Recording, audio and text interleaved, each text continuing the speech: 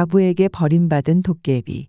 옛날 옛적 산과 계곡 사이로 길 하나가 난 외진 마을이 있었습니다. 그 길은 낮에도 안개가 자욱했고 해가 지면 바람이 울부짖으며 지나가는 골짜기였지요. 사람들은 그 길을 피했습니다. 왜냐하면 그 길은 도깨비가 지나다니는 그늘길이었기 때문입니다.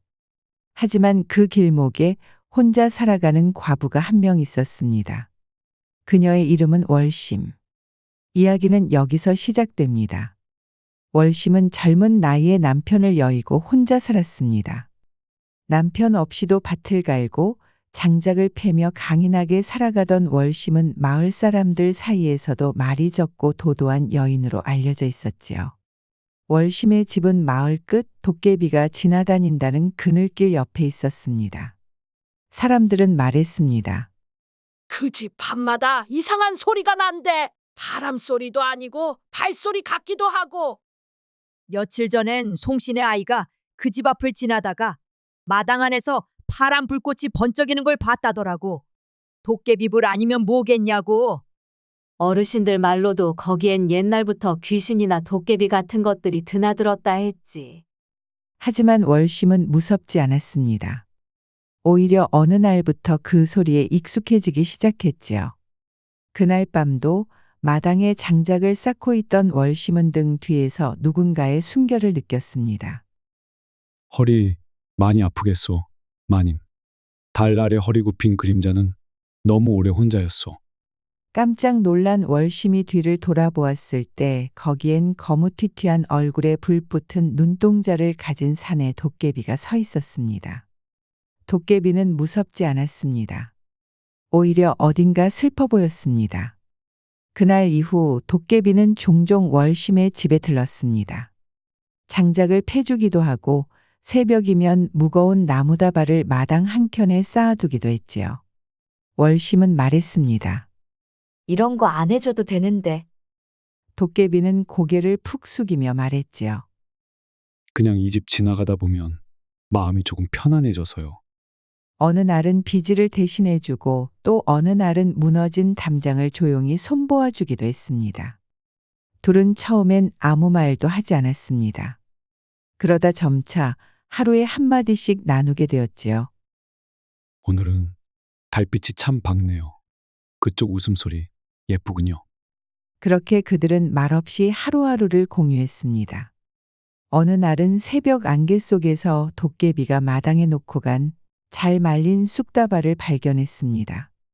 그 전날 밤 월심은 기침을 몇 차례 하며 물을 찾았고 차가운 기운의 담요를 더 끌어안고 잠이 들었지요.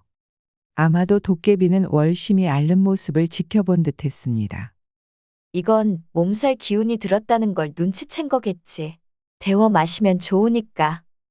또 다른 날엔 말없이 벗어놓은 젖은 집신 한 켤레.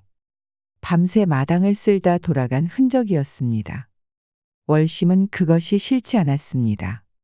아니, 어쩌면 그 작은 배려들이 점점 마음을 흔들고 있다는 걸 알고 있었지요.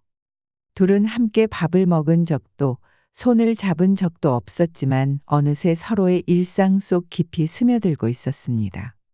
어느 날 밤엔 도깨비가 조용히 담 너머에 앉아 있었습니다. 월심이 말했지요. 들어오시지요. 괜찮습니다. 여기서도 마님이 보이니까요. 그 고요한 밤들 속에서 서로에게 익숙해지기 시작했습니다. 하루는 월심이 장독대 뚜껑을 여는 순간 깜짝 놀랐습니다. 김치 항아리 위에 가지런히 놓인 작은 꽃 한 송이. 향기롭고 소박한 들꽃이었지요. 이건 월심은 주변을 둘러봤지만 아무도 없었습니다. 다만 담장 너머 숲 그늘 아래 무언가 움직이다 사라지는 그림자가 있었을 뿐이었지요. 또 하루는 월심이 늦게까지 실을 감다 잠든 날, 잠에서 깬 새벽녘 등불이 꺼지지 않고 조용히 타오르고 있었습니다. 그 등잔 아래엔 월심이 놓고 잊었던 바늘꽂이가 정갈이 놓여 있었고요. 월심은 느꼈습니다. 도깨비는 말없이 그러나 조심스럽게 자신의 삶 안으로 들어오고 있다는 것을. 그 따뜻하고 조심스러운 손길이 점점 월심의 마음속 빈 공간을 채우고 있다는 걸 조용히 말없이 아주 천천히 말이지요. 어느 날 비가 억수같이 쏟아지는 밤이었습니다. 월심은 마당을 정리하다 발을 헛디뎌 넘어졌고 그 순간 도깨비가 재빠르게 월심을 부축했습니다. 그 손끝이 닿는 순간 서로의 숨결이 엇갈렸고 처음으로 눈빛이 오래도록 마주쳤습니다. 그날 밤 불이 꺼진 방 안. 도깨비는 조심스럽게 문을 열었습니다. 월심, 괜찮소? 왜요? 아무것도 아닙니다. 그냥 오늘은 안 가고 싶어서요. 잠시 침묵. 그리고 월심이 먼저 살짝 웃으며 손을 내밀었습니다. 여긴 바람이 세요. 누가 있어주면 따뜻하죠. 그렇게 그 밤 도깨비는 사람의 살결을 처음 느꼈습니다. 도깨비의 손끝은 미세하게 떨렸고 숨이 목을 때를 타고 천천히 올라왔습니다. 따뜻한 체온이 전해지자 도깨비의 눈에는 알 수 없는 감정이 번져갔지요. 설렘과 두려움, 기쁨과 죄책감이 뒤섞인 감정이었습니다. 사람의 살결이 이렇게 부드럽다니. 도깨비는 처음으로 자신이 단지 외로운 존재가 아니라 누군가에게 다가갈 수 있는 존재가 될 수도 있다는 희망을 느꼈습니다. 동시에 그 희망이 깨질까 두려워 손을 떼지도 붙잡지도 못한 채 조용히 떨고 있었지요. 그 밤 방 안은 한 줄기 바람 소리조차 스미지 않는 고요함으로 가득했습니다. 서로의 체온이 맞닿은 그 순간 수줍고 낯선 떨림이 조용히 번져나갔습니다. 아무 말 없이 이어진 그 시간은 처음 느껴보는 따뜻한 연대처럼 아득하게 흘러갔지요.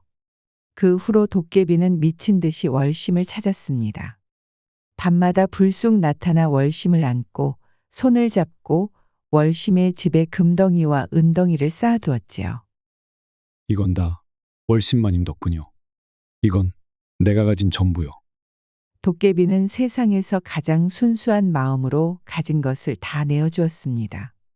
하지만 월심의 눈빛은 점점 바뀌어 갔습니다. 월심은 새 옷을 사고 기와를 손질하고 장에 나가 귀금속을 은밀히 내다 팔았습니다. 마을 사람들의 시선도 변하기 시작했지요. 과부가 웬 금을 그렇게 쓰냐? 밤마다 누가 들락거린다는 소문도 있어. 도깨비 너무 자주 오는구나? 왜 불편하시오? 아니, 그냥 잠도 못 자고 힘들잖아요. 월심은 도깨비가 무섭지는 않았지만 어느 순간부터 그 존재가 낯설게 느껴지기 시작했습니다. 도깨비는 이제 매일 밤 찾아왔습니다. 하루도 빠짐없이. 어느 날은 월심이 좋아한다던 매실단지를 통째로 구해와 안겨주었고 또 어떤 밤엔 방 안 창호지를 조심스레 열고 월심의 잠든 얼굴을 말없이 바라보다 사라졌습니다. 그 손길은 처음엔 다정했지만 점차 무겁고 끈적해졌습니다. 장에 나갔다 돌아오는 길, 마을 사내가 월심에게 말을 걸던 장면을 도깨비가 보고 있었던 겁니다. 그날 밤 마당 끝 울타리 하나가 부러져 있었고 그 사내는 다음 날 얼굴에 멍을 안고 다녔습니다. 월심은 그제 알았습니다. 도깨비가 자신의 곁에 머무는 이유가 단순한 애정이 아닌 점점 깊어지는 욕심이라는 것을. 처음에 고마움과 호기심은 점차 부담으로 바뀌었고 도깨비의 시선과 손길이 자신을 옥죄는 듯한 기분마저 들었지요. 월심은 한밤중 잠에서 깨어났습니다. 문 밖에서 들려오는 발소리, 삐걱이는 마루, 그리고 희미하게 들리는 중얼거림. 내가 다 줄 수 있는데 왜 마음은 받지 않는 거요? 월심. 월심은 몰래 마을 장터를 돌아다니며 물었습니다. 도깨비가 가장 무서워하는 게 뭐죠? 노파 하나가 속삭였습니다. 도깨비는 말의 피를 제일 싫어한단다. 아주 먼 옛날 말의 영혼은 하늘과 땅을 잇는 수호신의 사자로 여겨졌단다. 도깨비는 그 기운 앞에선 힘을 쓸 수가 없지. 말피 3마를 뿌려놓으면 다시는 못 돌아오지. 그날 밤 월심은 말피를 구해 집 구석구석에 뿌렸습니다. 문틀, 기둥, 마루, 심지어 월심에 잠든 방 앞에도. 그리고 아무 일 없다는 듯 다시 마당에 등을 켜고 기다렸지요. 그날 밤도 도깨비는 찾아왔습니다. 월심, 나왔소. 하지만 문 앞에서 그는 멈춰 섰습니다. 피비린내. 도깨비는 코끝을 찌르는 냄새에 눈을 치켜떴습니다. 그리고 느꼈습니다. 피? 말에 피? 도깨비는 마루로 발을 들이려 했지만 발이 떨어지지 않았습니다. 집 전체에 말피가 둘러져 있었고 도깨비는 더 이상 그 경계를 넘을 수 없었습니다. 월심, 왜? 도깨비는 슬프게 웃었습니다. 세상에서 제일 무서운 게 사람 마음이라 했더니 그 말이 맞았구려. 도깨비는 마지막으로 마당에 금덩이 하나를 내려놓고 말했습니다. 세상에서 제일 못 믿을 게 여인이요. 도깨비의 목소리는 원망이 아니라 지독한 슬픔이 묻어나는 체념에 가까웠습니다. 마치 자신이 다 알지 못한 감정의 깊이를 뒤늦게 깨달은 듯 도깨비는 조용히 등을 돌렸습니다. 그리고 그대로 밤 안개 속으로 사라졌습니다. 그날 이후로 월심은 아무리 기다려도 도깨비를 다시 볼 수 없었습니다. 남은 것은 마당 한가운데 놓인 금덩이 하나와 더 이상 흔들리지 않는 등불뿐이었지요. 월심은 말했습니다. 내가 가진 걸 다 받았지만 마음은 하나도 채워지지 않았구나. 월심은 도깨비와 나눈 시간들을 떠올렸습니다. 함께 장작을 패던 아침, 말없이 집신을 마루에 놓고 가던 밤, 자기 대신 장독대를 덮던 큰손, 달빛 아래 조용히 마당을 쓸던 어깨. 그의 존재는 늘 조용했고 손길은 언제나 따뜻했지요. 그리고 한밤중 뒤척이는 자신을 바라보며 말없이 등을 돌려주던 그의 뒷모습까지. 그 모든 조각들이 마치 꿈처럼 선명하게 떠올랐습니다. 금덩이보다 따뜻했던 손길, 은덩이보다 부드러웠던 그 말 없는 동행. 그 모든 순간들이 이제는 사라지고 남은 건 텅 빈 방과 식어버린 등불뿐이었습니다. 달빛 아래 텅 빈 마루에 앉은 월심의 그림자만이 길게 드리워졌습니다. 그 그림자조차 이젠 더 이상 도깨비를 기다리지 않았습니다. 하지만 달빛이 기울 무렵 빈 찻잔 옆에 놓인 낡은 집신 한 켤레가 조용히 흔들렸습니다.